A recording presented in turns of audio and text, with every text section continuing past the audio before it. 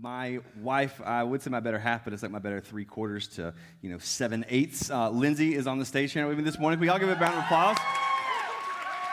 Awesome. And thanks, staff. We'll talk tomorrow at staff meeting about some of those thoughts, especially Chris. I want to be young. Like, I just am, Not young, anyways. So we're in a series about relationships. Pivot. We're in a series about relationships, and what we wanted to do in this series is kind of pose the question, are you the one? And not are you the one that I'm looking for, but are you the one that they are looking for? And we think that God's design in a lot of ways is that we would enjoy one another relationally, and one of the ways that expresses itself is through marriage and romantic relationships. That's one of the biggest and most poignant primary drivers of satisfaction and happiness in life. For those of you who are married or who are going towards that, and that doesn't mean if you're not married, you can't also have enjoyment and satisfaction, but for many of us who are going to walk down the aisle someday, or for those of you who already have walked down the aisle, you're going to walk down the aisle and you're going to say, I do, and the person you I do with and who you are in that covenant is going to drive a ton of success in happiness in life. And so the question isn't necessarily, are you the one I'm looking for? It's, are you the one they are looking for? The Bible says a whole lot about who to be and not nearly as much about who to find. But if we are being that person and becoming that person, then we're probably going to attract and to find that person. So I'm happy to have Lindsay on stage with me to talk about some of this stuff. And today we're going to talk specifically about past and things like that, how our past manifests itself in our present and goes towards our future. Before we kind of dive into that, the reason I wanted Lindsay specifically on the stage with me today isn't just because you're my wife, and I think you're wonderful and awesome and beautiful and a lot of things, but it's because Lindsay's a therapist. She owns her own small business as a therapy private practice. She's got multiple master's degrees, one in, well, you got a licensure in, you're a licensed mental health counselor, a board-certified behavior analyst, a ADHD specialist, and I think you got that one because of me, and then a registered art therapist. Am I missing anyone? All right, so she's got we put it on the screen, it's like 17 letters after our last names and accreditation. But Lindsay, why don't you introduce yourself and tell us about how you got interested in therapy? Okay, I'm Lindsay. As I said in the first service, I love that the sanctuary is so well lit. Really helps with the nerves. I can see everyone at your faces. It's great, thanks. You're like, oh, fourth row, I see you falling asleep. Right. Okay. So I'm from Tennessee. I grew up in Knoxville. It's really odd. Only 10 I see. And that's it for the day. So. Let's pray. Grew up in Knoxville, went to school in Chattanooga at a small school called Covenant College, and then came down here to get my master's. Was going to go back to Chattanooga, and then I agreed to go on a blind date. What was his name? I don't remember. Yeah. And 13 years later, I'm still here. I got into therapy. I took a semester off my junior year of college and lived in Australia. And while I was there, I became friends with a girl who had been hospitalized, and she did art therapy in the hospital. And so she and I did painting and talking together, and I thought, well, this is pretty cool. I think I could do this for my life. So came here for grad school. And here we are. Like I said, literally, here we are right now. Right. So the thing that we want to talk about today basically is the past. And the reason I want to talk about the past is because whether we acknowledge it or not, our past, and we're going to put some kind of parameters to what we mean by that. Our past is present in our current, or it's present now, and it goes into our future. And a lot of times that's okay because some of the things that happened in the past are awesome, they're incredible, but oftentimes too, the past can be very difficult to wrestle with, to deal with. And I want to, before we get into this, say a couple things. Number one is that we said earlier in the series that today we were going to have Lindsay and I, and then tonight at the 8 o'clock we're going to have a Q&A. And so you can text, I don't know the number off the top of my head, but you can text your questions to some number, but you can find that out online on Instagram. Yeah, you guys are like, man, this is well put together so far. But what I'm really excited about, in addition to just doing a Q&A and just any questions you got, any thoughts you got, relationships, we're an open book, is that it was going to be Lindsay and I, and Allie was going to be the one asking the questions. We're in a text group in a friendship with the pastor at Engaged Church, Adrian Crawford, and his wonderful wife, Wendy. His wonderful, we didn't tell you. This is why we don't do this. Okay. So Wendy Crawford, Adrian Crawford, Lindsay, and I are all going to be here at 8 o'clock tonight answering any questions you got. And so we're going to be live streaming it as well. If you can't make it, that's fine. You can pull it up online and check it out there. But excited about that tonight. So back to the sermon or whatever, conversation. And we want to say this isn't like a sermon. This is a conversation that we're going to have that I want to create a little bit of a biblical framework for how we view the rest of what we're going to talk about today. Because when we talk about the past, it is absolutely present today. But I think it's important that we understand that, acknowledge it, and figure out how to move on from it. And the reason I say that is Paul in Philippians 3 had just gone through his incredible past spiritual resume, right? He said these are all the things of the tribe of Benjamin, as zeal, a Pharisee, and he would go on and say, here's all of my past accreditations and accolades. And he says, man, but all of it is worthless compared to knowing Jesus. All of it is worthless compared to knowing Jesus. He says, man, I want to know Christ. I want to know him. I want to share in his victories. I want to share in his pain and his suffering so that I might attain, the resurrection of the dead. And so he's saying, man, I want to know Jesus really well. And he says this really insightful thing in verse 12 and 13. This is Paul speaking. He says, not that I have already obtained all this or have already arrived at my goal. In other words, I'm not there. I'm not perfect. I'm not where I want to be yet. But I press on to take hold of that which Christ Jesus took hold of me. So I'm pressing on towards it. He repeats in verse 13, brothers and sisters, I do not consider myself to have yet taken hold of it, but the one thing I do, and I would pause there. It says the one thing I do. This is like Michael Jordan saying, before I go into a game, this is the one thing that I focus on. Think of whoever is at the apex of whatever your place or your industry or your sport or whatever it is. He says, this is the one thing I do. Forgetting what is behind, straining towards what is ahead, I press to the goal to win the prize for which God has called me heavenward in Christ Jesus. So he says, the one thing I do is I let go of the past to actualize the potential of God's call for me on the future. In other words, our greatest or one of our greatest hurdles to who God has called us to be is who we were and what we've experienced. And so Paul says, man, I have to forget that in order to move on to what God has called me to and who God's called me to be. And the importance of that is to say that assumes that we actually remember the things that have been hurtful to us and for us, that we actually have dealt with those things and that we're able to let go of them. And so all of this kind of comes under the framework of what Paul's arguing here.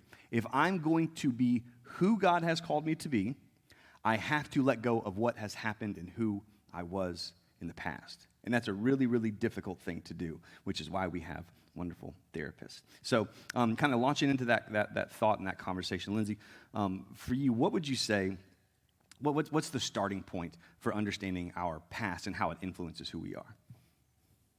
Well, thank you, Ben. You're welcome, Lindsay. All right, well, so I think, we all know that we have a past, right? Like, that's a given. What? I know, right? Yeah. Mm-hmm. I have a master's in this, I know.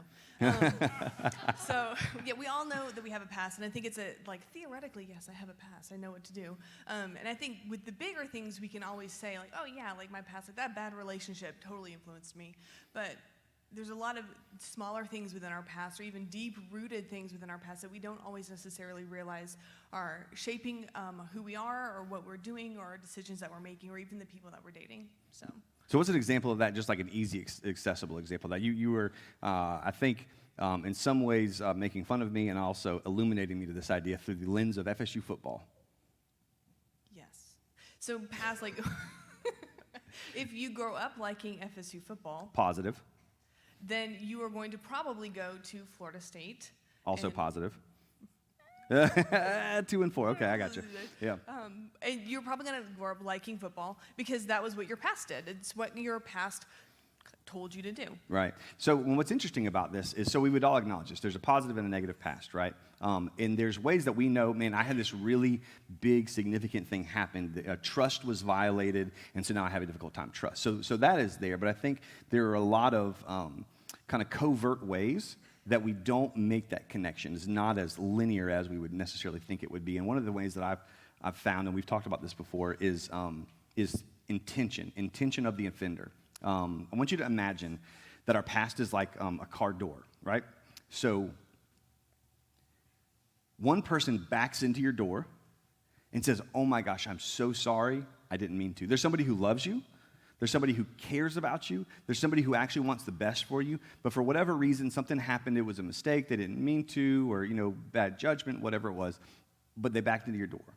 Now you've got a second person who maybe backs into the door, and they hate you, right? They actually want what's worst for you or for me. And so they back into your door, and they peel out, and they're, cussing you out as they drive away and flicking you a half a peace sign, and they're doing all this stuff, and you want to obviously punch them in the throat to keep continuity's sake, right? So what's interesting about that is what we will do is the person who we know had a poor intent, we acknowledge that as a dent, but the person who meant well, we almost pretend like the hurt isn't there because their intentions weren't bad, right?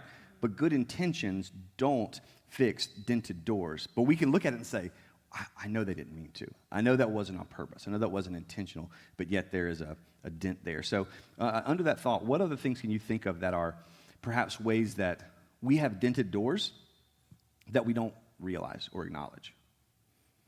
Well, I think one of them is like assuming that your dent is normal, right? So everybody has this dent. Like, doesn't everybody struggle with this?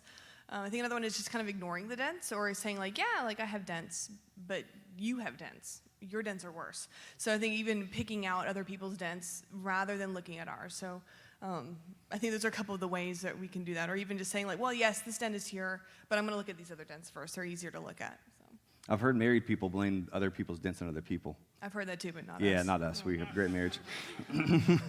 So now, just for the sake of dents, right? It doesn't feel that substantive or significant. But when you were unpacking this to me, I thought it was really insightful what you were saying about how it doesn't just stop there. It's not just, oh, I had something happen. Here's a dent.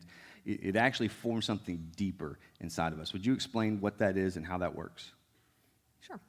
So a lot of what I work on with therapy or in therapy with clients is kind of this idea of a core belief. So something has happened in the past and it's shaped who you are, how you view yourself, or how you view the world, but it's kind of like wearing glasses where we don't necessarily realize that this is how we are filtering information. So we have these beliefs that are shaping everything about what we do, but we don't know that they're there. So we call those core beliefs. Nice. Can you give me an example of a core belief that you would have seen work out? Or not work out, but that you've seen kind of as you have talked with folks? Yeah. So one that I've seen a lot is like stability, right? Is there's comfort in stability. So or comfort in control. So you might have grown up with a parent or a family member who is emotionally or maybe physically volatile, and so you are striving for control in what you can control in the areas because when you don't have control, that's not safe. And so we are looking for ways that we can control things like weight or our schedule or finances or even our children. So the typical helicopter parent, they're trying to control their children because when we can't control things, then it equals negative or we're out of control or something like that. Yeah, which I'm sure no one's experienced a controlling parent in here. So that's good. One of the things I think about that too, that just even taking that thought, I think one of the things that can happen is growing up in a volatile environment, sometimes we cannot know how to operate outside of volatility, outside of chaos, right? And so it's almost like chaos is comfort in some senses, and so we can kind of create our own pathways towards that. And one of the things I want to kind of pause here on, because I want you to unpack a couple more, but before you do, I want to give here's what I love about the Bible. The Bible speaks directly to this, right? And it's a principle that's in Romans. And I love it because there's oftentimes been this, separation between Jesus, Christianity, spirituality, and good mental health. And essentially what we're saying here is what Paul is actually arguing in Romans chapter 12, verse 2, where he talks, and he has just in chapters 1 through 11 given this, really honestly complex and fascinating unpacking of what the gospel is, who Jesus is, how salvation works. And he goes in chapter 12, verse 2, after he said, okay, so in view of all of that, present your bodies as living sacrifices. Now 12:2, do not conform to the patterns of this world. So don't conform to the world around you. But, he says, be transformed by the renewing of your mind. In other words, life transformation happens as our minds become renewed to the truth of who Jesus is. And so basically what you're saying in that is that we all have experiences those experiences have formed us at a more kind of deep, almost subconscious level sometimes, right? Because it's not very like clear in terms of its linear connection and relationship.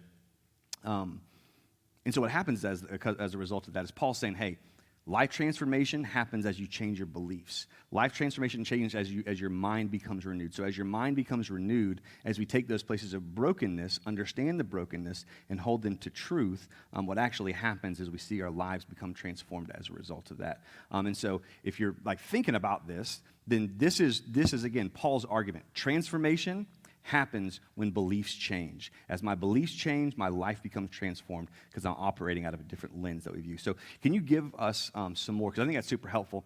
Can you give us some more examples of how you have seen/experienced core beliefs, how they were formed, what they are, and how they now manifest themselves in the present? Yeah. So another one is maybe I'm not worthy of love. So dad left the house at a young age, and so you believe that it's your fault or that you don't deserve that love. And so how that could play out is you volunteer to do everything at work, right? Either you're striving for some recognition to feel value, or you're willing to kind of date the next warm body that comes into contact with you because you don't really deserve love, so we're just going to settle and date this person, even though they're not a great person. Another one is... Hold on, say that last line one more time. I just feel like that. I mean, this is so helpful for relationships, right? Because we all just like, oh, I choose this person. I like this person, right? We don't realize that, like, okay, there's something deeper that's making you cling to the first person that you see. So say that one more time. So if you don't love yourself, then you probably are willing to settle for just anybody that comes across that pretends or shows love to you. Because if you don't value yourself, then you're going to accept just kind of whoever is willing to be there. And I want to make a point real quick, because some of you will probably think, well, you know, I don't agree because we're brokenness, and so loving myself doesn't seem like, it seems very self-helpy, right? Mm-hmm. If you don't love yourself, then what you're saying is that you find yourself less lovable than Jesus does. That your standard for lovableness is higher than Jesus. Interestingly, it's actually a sense of pride and arrogance, and not in a way, in almost a reciprocal way, but what you're saying is functionally, my standard for love and sacrifice and value is higher than Jesus, because we determine value by the price someone's willing to pay. If God was willing to pay his own son Jesus for us, how valuable are we? And so it's not necessarily I have this overinflated view of myself, it's that I actually understand the value that I have in Christ. So just wanted to say that real quick, because I think that's something that a lot of us deal with and struggle with. So go on, because you've got some zingers. Okay. This probably shouldn't say zingers, but yeah, you know. Another one is, if I'm not perfect, I'm a failure. So I have to get an A. I can't get a B, right? It's okay for you to get a B, but I can't get a B. Or I can't make any sort of mistake, because there's no gray. It's black and white. So if I am not perfect, then I am a failure. The other one is, or another one, there's many. Another one is, it's my fault, right? So you maybe were taught at a young age that whatever happens, this is your fault. And so any type of conflict in a relationship, or any type of perceived conflict or distress in somebody, it's going to evoke this feeling of this is my fault. I'm not wanted here because I'm in the wrong. So those are some of the core beliefs that you may not necessarily realize. We don't have a conscious thought of, this is my fault, or I'm a failure if I'm not perfect. But it is going to filter up and influence how we view ourselves and how we view the world. I think that's a difficult part, right, is it's not so linear. It's not like, oh, because of this. And I'd also say that it's not just, you know, we've used the example of kind of like upbringing, but some of us, we've been in relationships where consistently for years, every conflict was our fault, right? And whether we acknowledge it or not, that is something that left unexposed, that left kind of to just bury deep down, we think isn't going to follow us because I've moved on to a new person. But the power of this is, I think, so significant, because our decision, or our beliefs, what we believe to be true, what we believe about ourselves, they're below the surface, but they inform our decisions. Our decisions create the outcomes or the actions of our lives. And I think what happens in the midst of this is, so we try to make different decisions, but the decisions are based on the same belief, and so we experience the same outcomes, and we don't know what's wrong. So let me give you an example. You said the person who doesn't feel like they're worthy of love, and so they attach themselves to the first person who shows them love, right? So they continually date someone who's a jerk. Girl jerk, guy jerk, whatever. Everybody can be a jerk. So they attach themselves to the first person, and they realize, man, I'm continually finding this person. Maybe I'm looking in the wrong place. And so instead of, looking for this person at the bar, which I don't even know anybody does anymore. You guys find people on apps, right? So instead of like swiping whatever way, what I'm going to do is I'm going to go look for them at church. Let me tell you, there are jerks at church, right? Some of y'all saw them in the parking lot as they stole your spot, right? Just because they go to church doesn't mean they're a good person. And so I would say, so you still find that same person, but you think, okay, here's a different decision I'm making.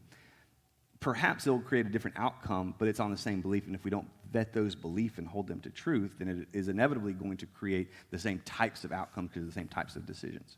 Yeah, I'm going to add too. I think that we continually make decisions in order to fill our core beliefs up. So I'm going to continually go above and beyond at my job because I need to continue to make decisions to make myself feel better rather than addressing the dent. Yeah, no, I love that. So in this same kind of thought and framework, essentially what we're saying is this, that we have to be able to, and this is what Jesus does, by the way, take brokenness and expose it to light and expose it to truth to make it whole, right? We're going to take brokenness and we're going to expose it to light. We're going to take it captive to Christ, expose it to truth, and that's going to help to make us whole. So if that's the case, and the difficulty, let me kind of pose a problem to you. If our core beliefs have been impacted by our past, and they're manifesting itself in our current, and it will continue into the future, but core beliefs by nature are difficult to identify. What's the starting point for beginning to identify what those core beliefs are? Like how do we even see it? Yeah, I think the first thing is like recognizing triggers. So triggers are going to create an exaggerated response in ourselves that may not necessarily fit the situation. So grades example, right, is like, it's okay for you to get a B, but when I get a B, the whole world is falling apart, and I'm the worst person in the world. Or I need to do better next time. I should have done better next time. I should have studied that extra hour when I was falling asleep anyways.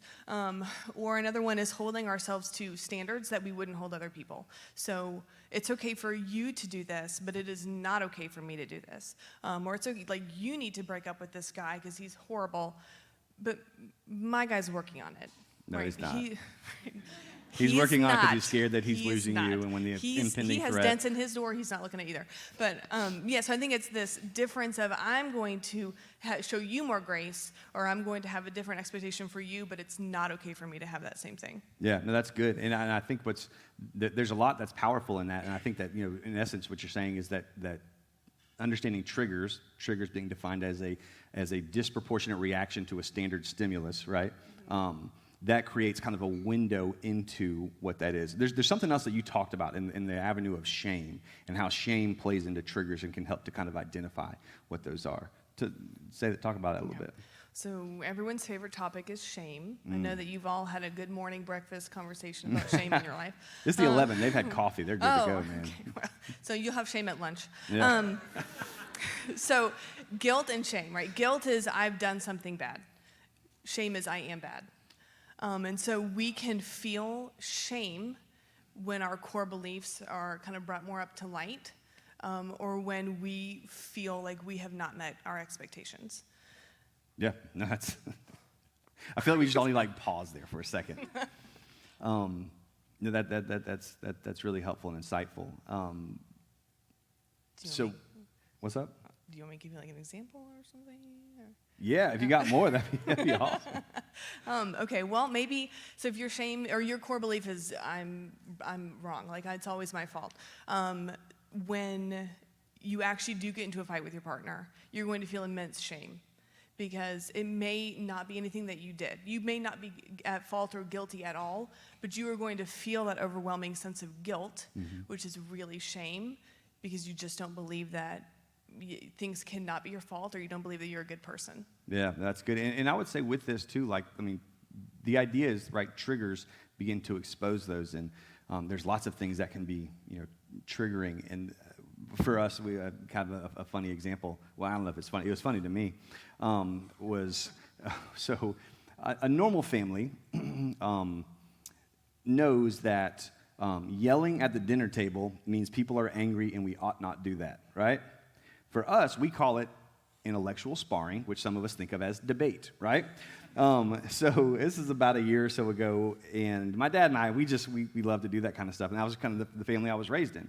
And so we were at my dad's birthday dinner. We were at the house, right, but my dad's birthday dinner, and I don't even remember the exact nuances of what we were arguing about. I remember the subject, but neither one of us actually cared about what we were arguing for so much as we just enjoyed the process of arguing. And in our family, whoever's loudest is usually whoever's right.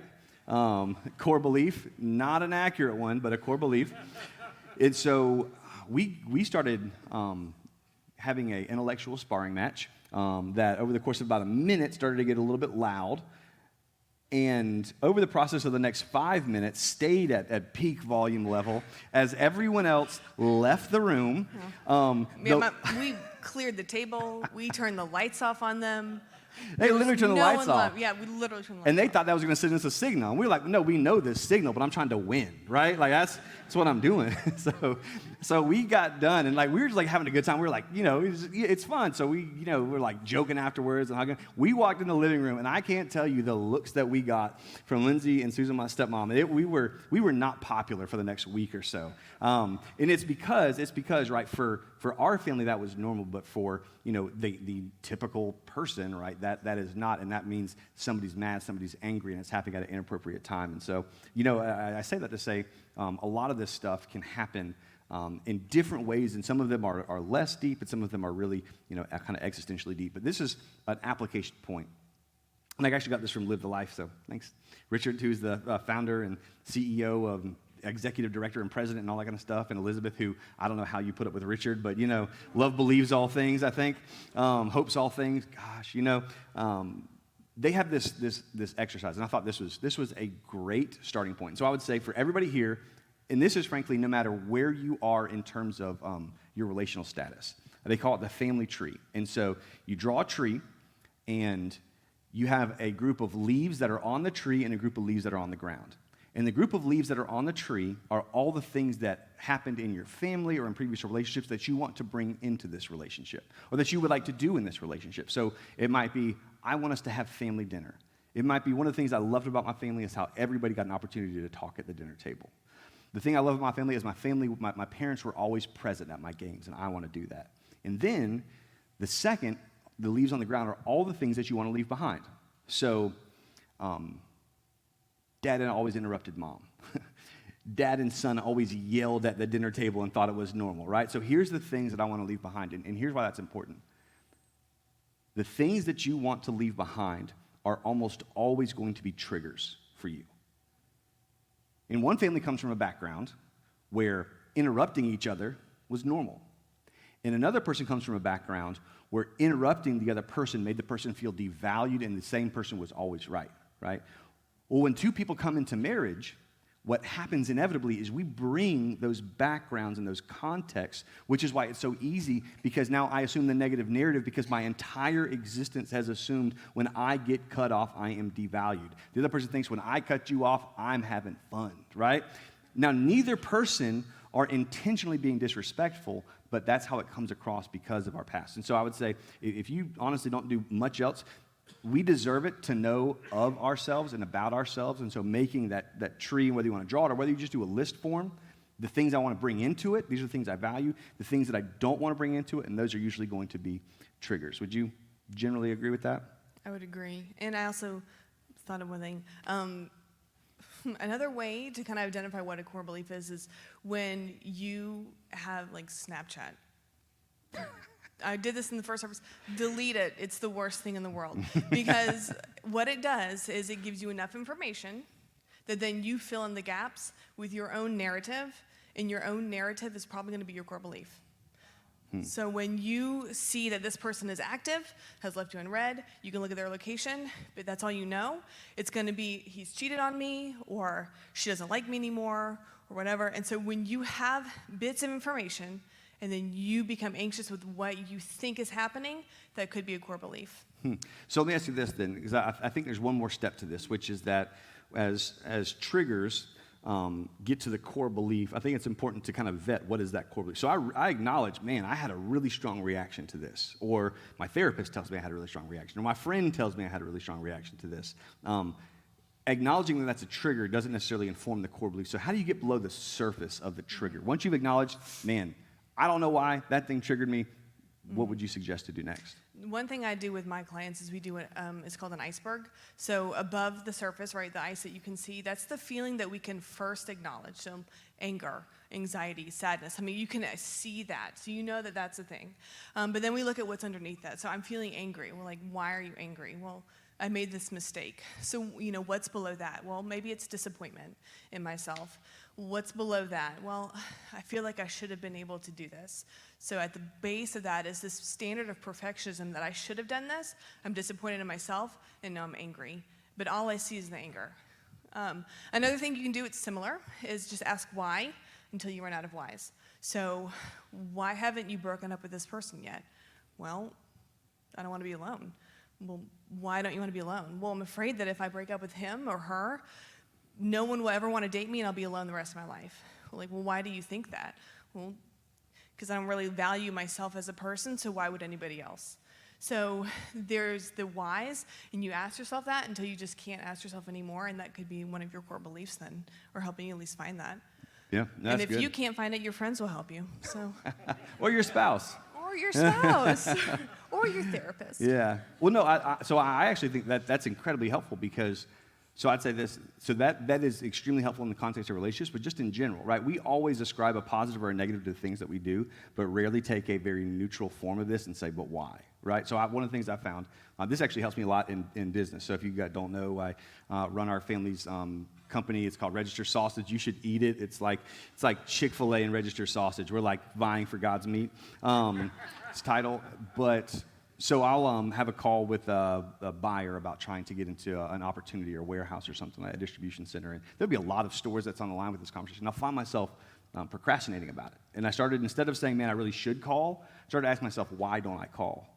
And what I've kind of uncovered, and this isn't all the time, is it's not the fear of failure, but the allure of possibility for me is stronger than the clarity of definitiveness.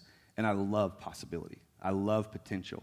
And so what I start to do is I start to just procrastinate on actually taking a step forward because, at the core of it, man, I love potential and upside potential. Well, and the key, too, is to ask yourself why with compassion and curiosity, not judgment. Because if you go into this with judgment, you're never going to actually be able and willing to explore what's going on. So if it's, why am I angry? Or why can I never do this? Or why can I never find somebody? That is a very judgmental tone towards yourself. And then you're not going to actually find the root of it. You have to approach yourself just non-judgmentally. What's going on? I'm curious. Why am I feeling this way?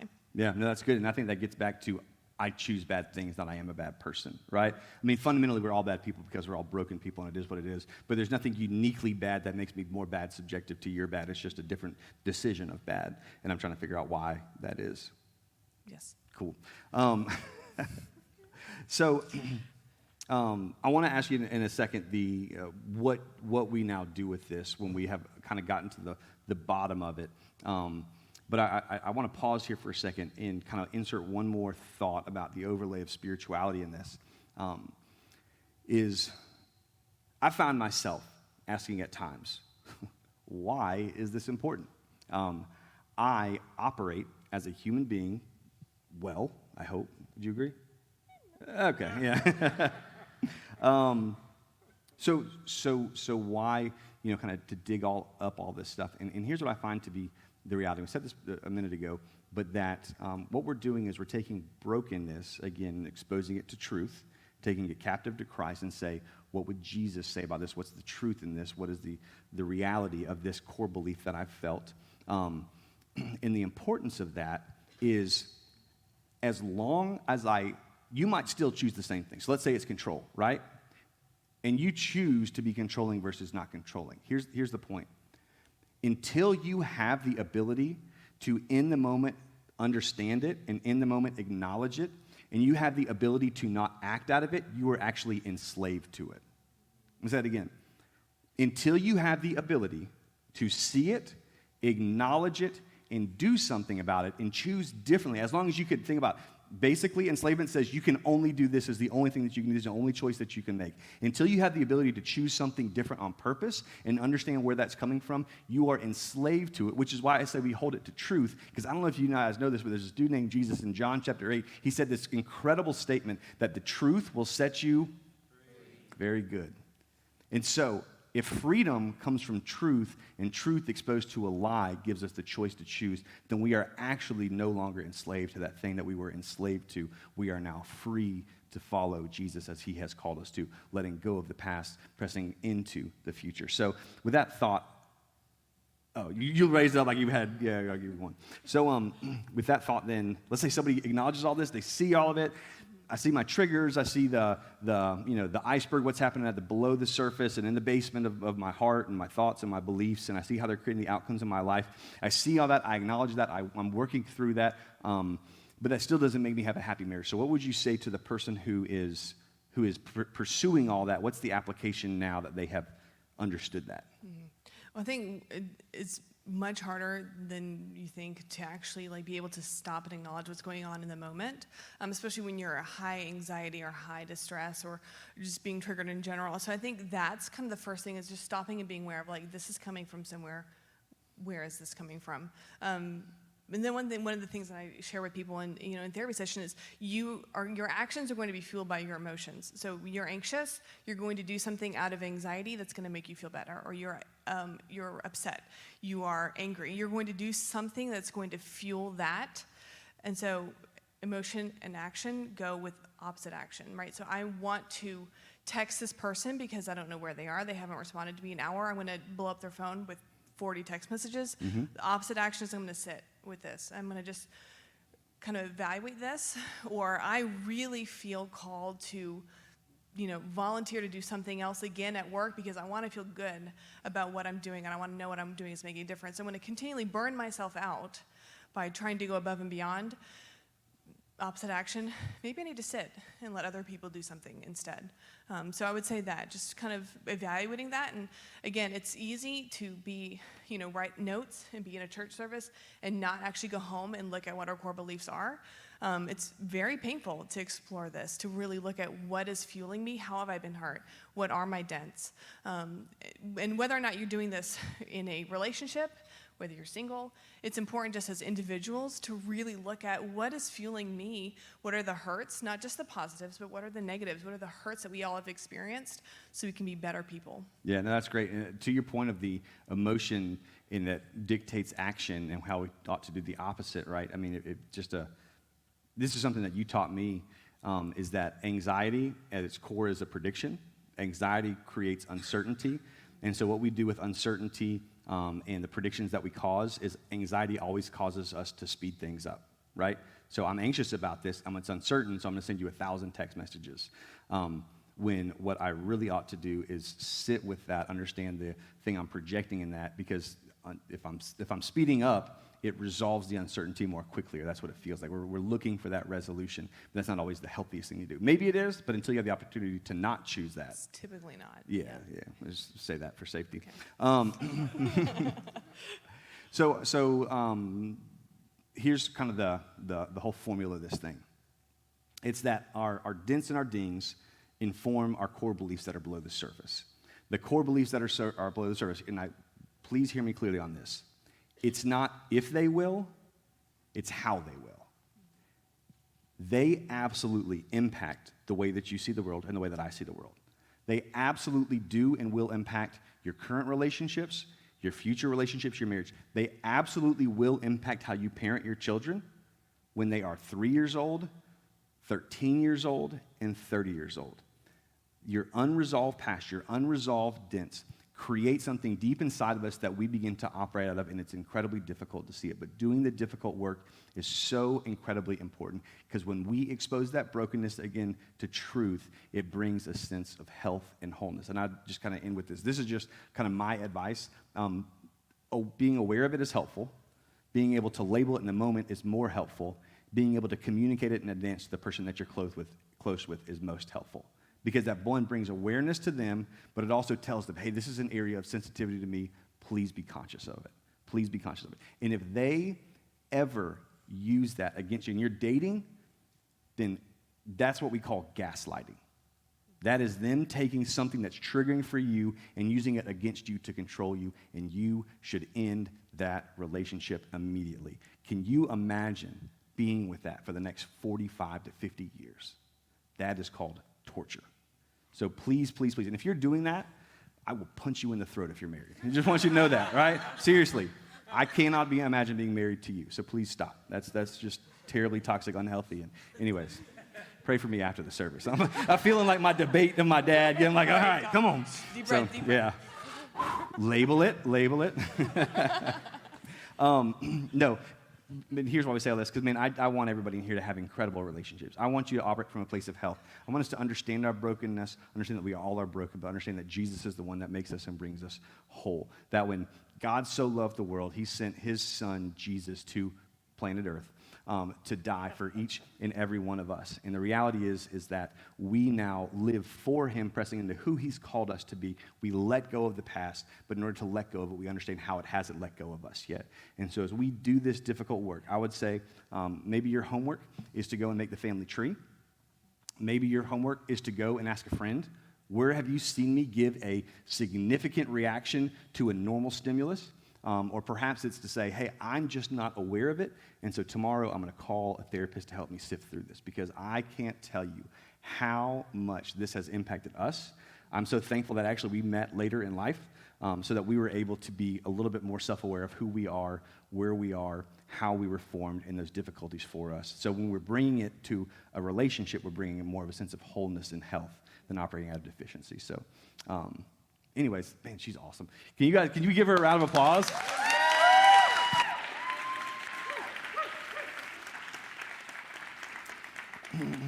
All right, let's pray together. Jesus, thank you so much for this time that we have. I pray that we would forget what's behind us, but we would forget it in a way that's consciously aware. God, so many of us suffer from what Carl Jung said when he said that our subconscious, the unconscious, until we make our unconscious conscious, it will drive our lives, and we'll call it fate. We all do what we do because of something, positive and negative. Would you help us to do the difficult work? In order to forget the past, we have to remember and understand the past in a way that we can let go of it, and it can let go of its grip on us. That we can press in to be the people who you have called us to be. We can understand how our hurts cause beliefs, how our beliefs inform our decisions, and how our decisions create our reality. Would you give us the wisdom to take one of these ideas, family tree, an iceberg, a why, a friend, a therapist, whoever it is, would you give us the wisdom and the courage to see it, to sit through the uncomfortableness of it, to sometimes what we might try to devalue and say the pointlessness of it. But would you give us the wisdom to know what to do, and then the courage to actually do it? Jesus, you died to set us free from the weight of sin and shame, that we would have eternity with you. God, you are the God who takes brokenness, you expose it to light and truth to bring wholeness. I pray that would happen for each and every person in here today, that we would be more whole, our relationships would be more whole, our friendships would be more whole, our parental looking towards kids and our kids looking towards our parents would be more whole. As we take our brokenness, expose it to truth, we understand how our beliefs inform our decisions, and that we would be more like you, Jesus. Would you give us the wisdom to know what to do, and the courage to do the difficult work, to actually do it? And it's in your name we pray. Amen.